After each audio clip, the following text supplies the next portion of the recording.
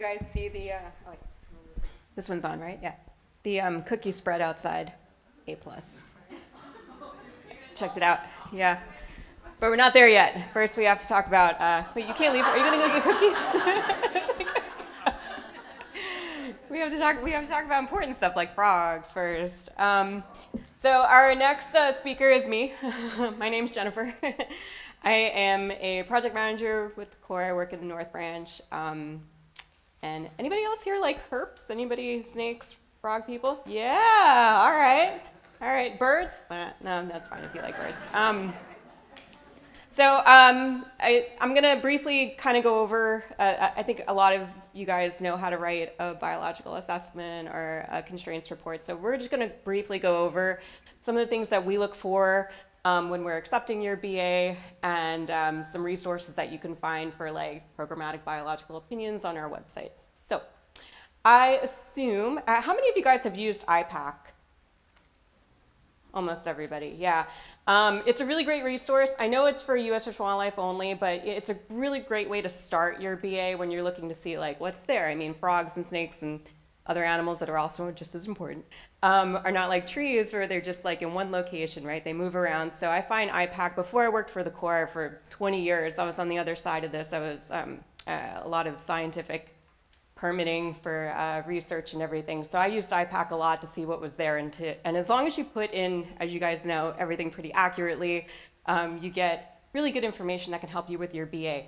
And again, I know this is for U.S. Fish and Wildlife Service only, but a great way to start. And then, of course, like going to the NIMS website, they have some good resources too. When you are submitting your BA to us and you do use IPAC, it's really helpful if you put your IPAC number, you know how you get that the number that goes along with your project number, in your BA, because oftentimes the service will come back and ask us for that, and a lot of times that's missing from the BA. So if you put that in initially, that kind of gives us that first go around when we're doing our consultation letters. And as you know, the Corps will either do an informal consultation if it's not likely to adversely affect, or a formal consultation if we feel that there's going to be an adverse effect, right? And also important to put in, did I skip something? Oh, guess not.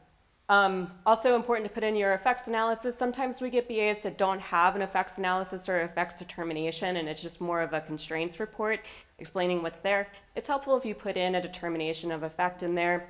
And the Corps is the agent that, as the one that's conducting the consultation, writing the letter.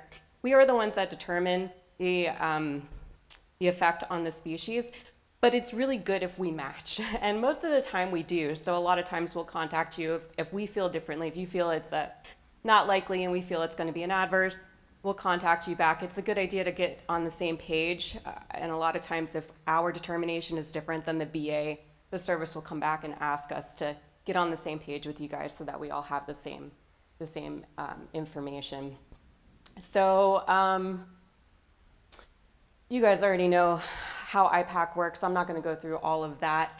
When you're submitting your BA, make sure that you have description of the action to be considered, the specific area that's going to be affected by the action, any of the listed species that are in the area, critical habitat. Again, your effects analysis and your determination of impact is really important. Any other relevant reports that can support the BA. Also, when you're submitting your BA, please submit it with your application package. That way we can determine your application to be complete. We do get application packets sometimes that are missing the BA, and it's really hard for us to get started on our evaluation process without that information. You guys are very well aware of the no effect, may affect, but not likely to adversely affect, and may affect, likely to adversely affect. Again, the NLAA, we have an informal consultation request with the services that generally doesn't take as long as going into a formal. So anything that you can do to minimize impacts to species and critical habitat will expedite the process.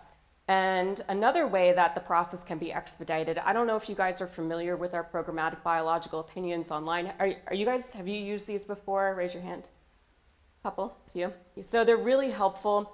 The Corps has set up PBOs with both the NIMS and the U.S. Fish and Wildlife Service. All of that information is on our website. Unfortunately, we don't have active Wi-Fi, so I can't take you through there. But if you go to our missions, you go down to regulatory, And then from there, permitting, and then this will be on our permitting landing page. So, and we have 2 sections, NIMS, U.S. Fish and Wildlife Service.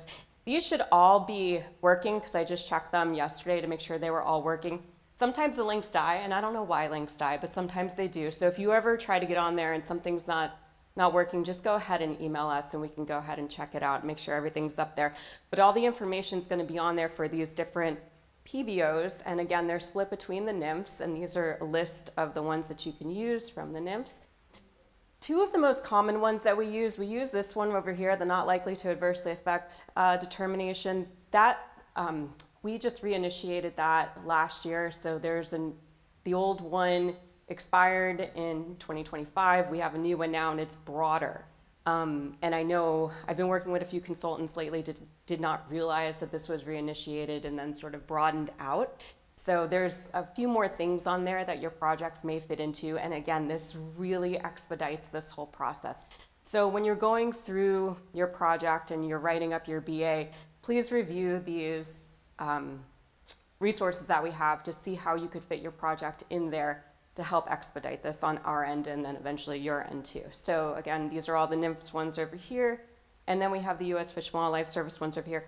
One that we use a lot that a lot of people don't realize is up there is the, where are we? Yeah, the restoration one. This is a really, this is a big one. And we wind up getting a lot of projects in that are not aware that this is on here. And then we kind of have this big back and forth to try to help them get the project to fit in here and make some minor changes to the scope so that it fits and it expedites everything. So all of this information is on our website, and that's it. Questions? Anybody? Questions? No? Yes. Oh.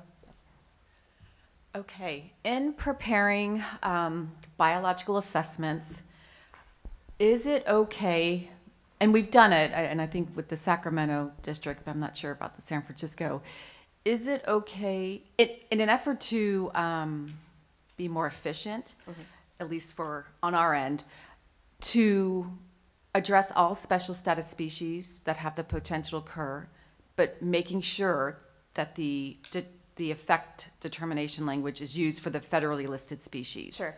It's okay to combine instead of having one report specifically only for federally listed species. And then CDF, like CDFW, Yeah. you mean? Yeah, I mean, I think that's a question that comes up a lot is like, should those 2 reports be combined? And the status is going to be slightly different, obviously, but if you can still, as long as you define that in your BA, I think that's fine. And also to your point too, like with the separating the state versus the federal listed species, another question that I get that's kind of in the same vein is, should they separate the NIMFs from the U.S. Fish and Wildlife and have 2 separate reports?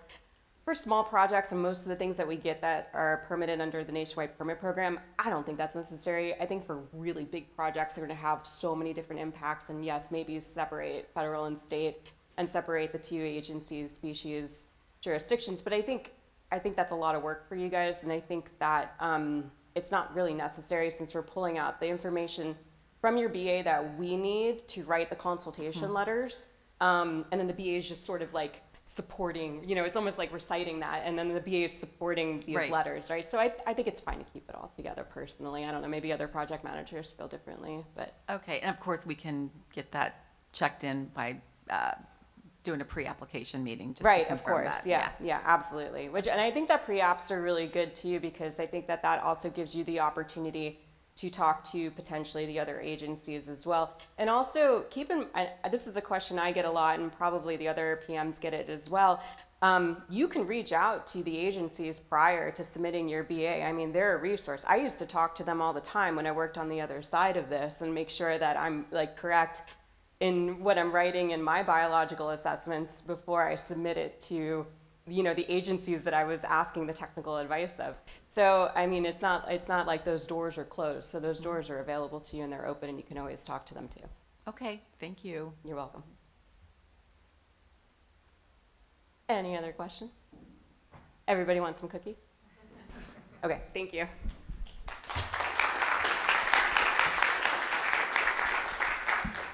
So we're gonna take, that's right, still